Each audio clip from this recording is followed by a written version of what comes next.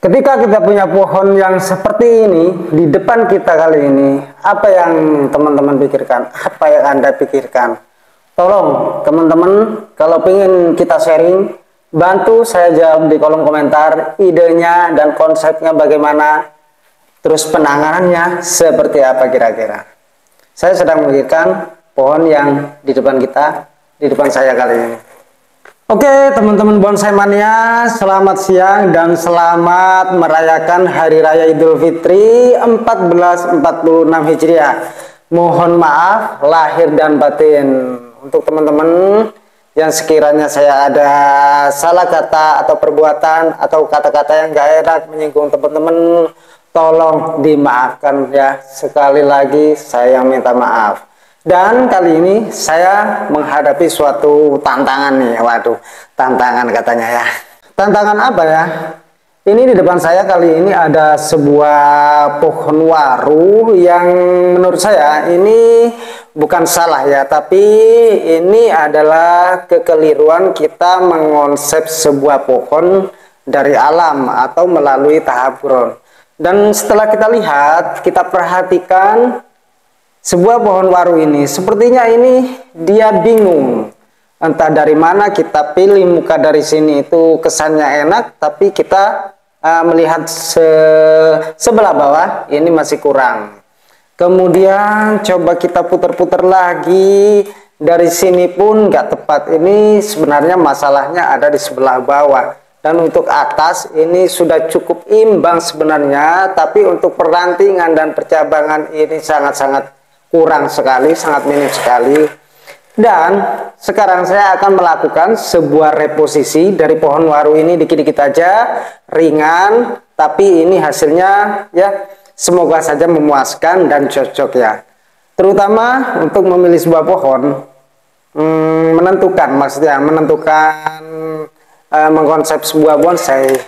Yang pertama kita pilih adalah kita memilih sudut pandangnya atau perspektif ya, titik pandang dari mana kita melihat pohon tersebut ketika ada di dalam pot. Jadi kita nggak bisa ya untuk terlalu sembarangan dalam memilih titik pandang ini. Kita harus pas mulai dari mulai dari kita lihat sebelah bawah sampai ujung sebelah atas. Ini berhubungan dengan garis suatu pohon dan bentuk juga gaya. Kita putar-putar dulu, setelah itu kita baru eksekusi ya teman-teman. Nah, kita putar dulu seperti ini.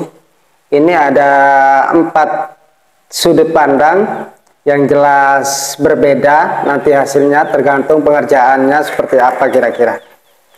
Nah, kita putar dulu. Kalau saya pribadi,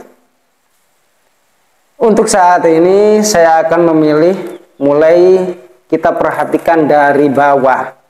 Dari bawah ini ada beberapa akar yang tidak sejajar, tapi alangkah baiknya memang akar itu tidak sejajar dan besarannya tidak sama. Itu perlu sekali. Kalau besarnya sama seperti ini semua, ini akan terkesan dibuat-buat. Dan pasti untuk akar di alam liar itu ada yang kecil juga ada yang besar.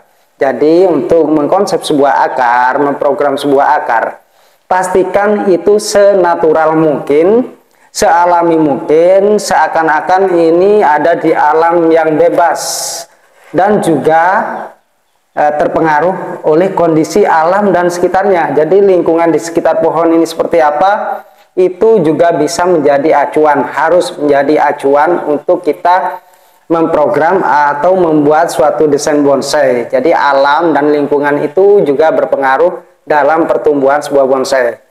Dan kalau saya pribadi, saya akan mengambil titik pandangnya. Saya nggak bilang front ataupun back ya. Jadi saya akan pilih dari sini. Bagaimana saya akan mengerjakannya? Dan saya akan membuang sebagian cabang yang tidak saya perlukan.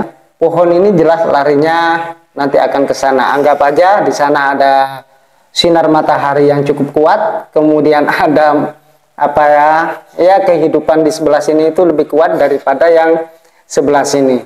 Jadi kaki penopang awal itu lebih kuat di sini, karena nutrisi lebih banyak di sini, larinya pohon ke sini. Kemudian ini kan sudah kokoh, ada sebagian akar yang harus saya buang ya. Kalau kita ambil dari yang awal, dari sini, ini terkesan ribet dan gak tertata. Membuat bonsai itu sebenarnya harus rapi, tapi bukan maksudnya itu rapi seperti dibuat-buat, tapi penggarapannya harus rapi. Ya, beginilah dalam membuat suatu karya bonsai ya.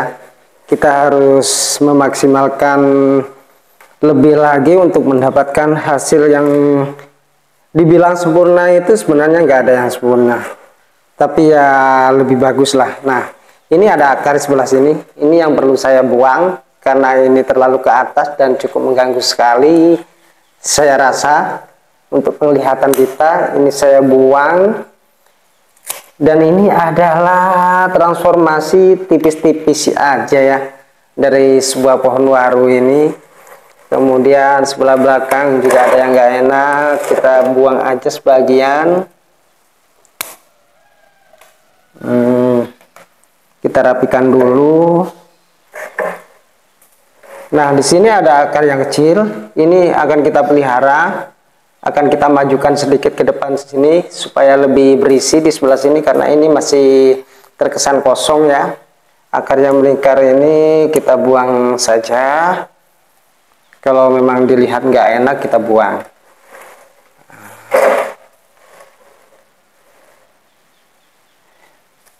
Ini coba teman-teman perhatikan ya. Saya akan ambil sudut pandangnya dari sini. Kira-kira ini memang ada yang dibuang. Kalau kita ambil sudut pandang dari sini kan, dan saya akan mengeksekusi cabang pertama ini.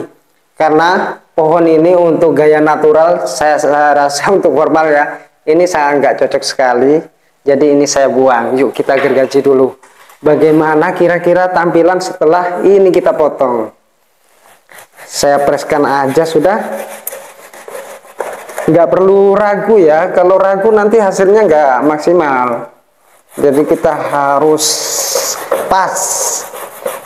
Ini kita potong.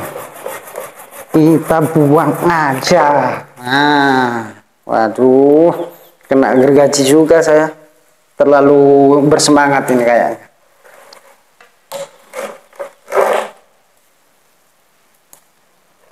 Nah, setelah kita potong, ini masih kurang enak ya. Sebenarnya satu poin telah apa ya, sudah terselesaikan.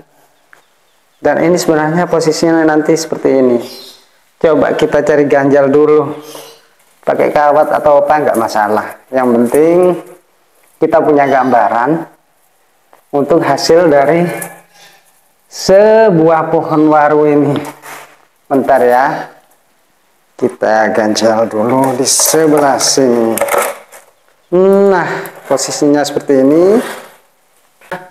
Karena apa ya, karena ini kita mulai dari nol lagi, kita buang dulu terubusnya seperti ini agar lebih jelas ya. Enggak masalah kalau untuk pohon waru, dia nggak akan stres meskipun kita kurangi, kita press, nggak terlalu beresiko walaupun masih cabang muda, karena ini tergantung juga ya. Ini pohon sudah kuat dan sudah bertahun-tahun di dalam pot seperti ini. Nah, ini ya sahabat, ini bisa kita manfaatkan juga untuk tanam lagi, karena untuk pohon waru itu gampang hidup ya. Wow, sudah terlihat agak lebih keluar karakternya, dan garisnya juga sudah lebih jelas daripada yang tadi ya, meskipun ini belum jadi.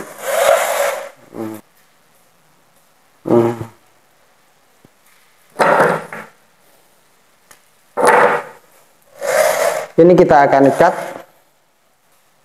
ke akar bagian bawah sebelah sini, nggak masalah karena ini cukup kuat untuk buat sangkutan ya. Coba kita tarik. tipis-tipis saja. Up. Bagian ini kan terlalu kaku menurut saya ya. Ini bisa kita mainkan lagi atau kita buang sebentar lagi.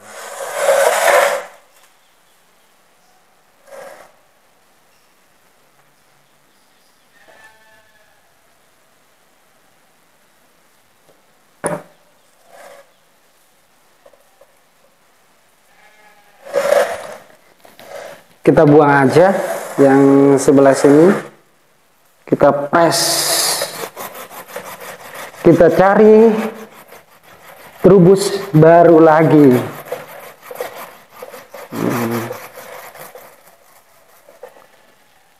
Nah, ini kemudian kita lakukan penarikan juga ya, karena ini kurang tepat juga posisinya, tapi nggak perlu kita buang. Kalau memang perlu ya mau gimana lagi, kita harus lakukan eksekusi juga. Tapi saya rasa ini masih bisa diterima ya. Jadi kita pakai aja.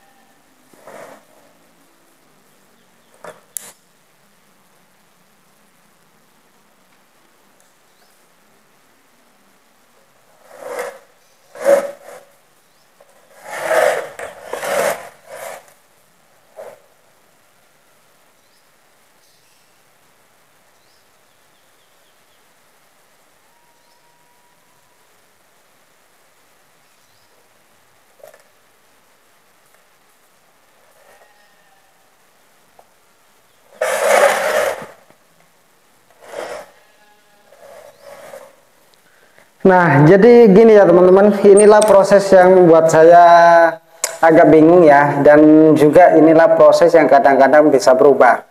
Awalnya saya rasa enak dari sini, setelah kita potong dan kita proses yang lebih maksimal lagi, ternyata titik pandangnya dari sini juga enak. Ini yang membuat saya bingung.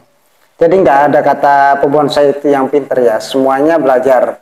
Waktu kita menghadapi pohon, dari pohon ke pohon, itu kita terus akan belajar dan mempelajarinya. Jadi kita nggak bisa paten ya. Kalau kita dari sini, harus memang dari sini, enaknya dari sini, nggak bisa. Ternyata setelah saya perhatikan, dari sini pun ini juga enak. Coba teman-teman perhatikan juga. Nah, ini. Ya. Kalau memang, memang kalau dari sini, karakter tua pohon ini dengan ada benjolan-benjolan seperti ini dan liukan di sini, ini lebih kuat dari sini sebenarnya. Tapi kalau untuk alur dan garis itu lebih jelas dari sini ternyata. Nah, memang ketuaan di sini kurang ya, kalah sama yang di belakang. Tapi kalau kita ambil dari sini juga, ini lebih enak. Jadi titik pandang dari pohon ini bisa kita ambil dari sini, juga bisa kita ambil dari yang sebelah belakang ini. Ini yang namanya apa ya? bonsai depan bisa, belakang juga bisa. Dan kalau memang dari sudut pandang dari sini enak, ini secara otomatis yang bagian belakang ini akan kita rubah lagi, nggak seperti ini lagi. Coba kita lepas dulu, bukan ini plan atau gimana ya, ya memang menggarap suatu bonsai itu begini, kecuali dari bahan sudah benar. Karena ini adalah reposisi, jadi ya harus kita perhitungkan matang-matang dan perubahan itu pasti ada. Nah, setelah kita ikat seperti ini akan lebih enak kelihatannya. Nah, ini kan ya, ini buat dimensi bagian belakang backgroundnya. Ini yang namanya apa ya, dibilang restorasi apa ya, saya juga kurang paham. Yang jelas ini adalah transformasi tipis-tipis dari sebuah pohon waru yang tadinya sudah rimbun dan percabangan sudah imbang, tapi ada kekurangan atau kekeliruan, kurang tepat, bukan kekeliruan ya, tapi lebih tepatnya itu proses yang kurang tepat kita maksimalkan lagi. Dan hasil sederhana dari eksekusi tadi, dari reposisi adalah seperti ini. Jadi kita tetap mengambil sudut pandang dari awal yang semula, ini ada perubahan, kita dari sini. Yang sebelumnya kita tentukan dari sini. Nah, ternyata bonsai ini menjadi, kalau kita bilang gaya, itu adalah bonsai bunjin atau literati. Nanti kita maksimalkan lagi untuk perantingan, percabangan, kita lebih maksimalkan lagi. Dan untuk proses ini baiknya kita ground lagi ya, bukan di dalam pot seperti ini. Kalau kita maksimalkan dalam pot seperti ini tanpa ground untuk bonsai-bonsai jenis waru, ini pasti akan membutuhkan waktu yang cukup lama. Alangkah baiknya setelah kita proses ini kita ground ulang atau masukin beserta potnya di dalam ground supaya akarnya bisa enak kalau kita lagi ngontrol, atau nanti kita bisa cabut dulu kemudian masukkan ground lagi. Dan hasil akhir adalah seperti ini, sahabat. Tolong ya kasih masukan di kolom komentar. Enggak, saya nggak mungkin sakit hati, apapun bentuknya dan apapun nyelenehnya komenan kalian. Yang penting kita sama-sama belajar, saling mengisi atau berbagi pengalaman, itu saya rasa lebih penting lagi. Oke, sahabat bonsai, terima kasih dan semoga apa yang saya kerjakan, apa yang saya bagikan ini sangat bermanfaat untuk teman-teman bonsai mania. Salam bonsai mania, selamat Hari Raya Idul Fitri untuk umat muslim yang ada di Indonesia maupun seluruh dunia.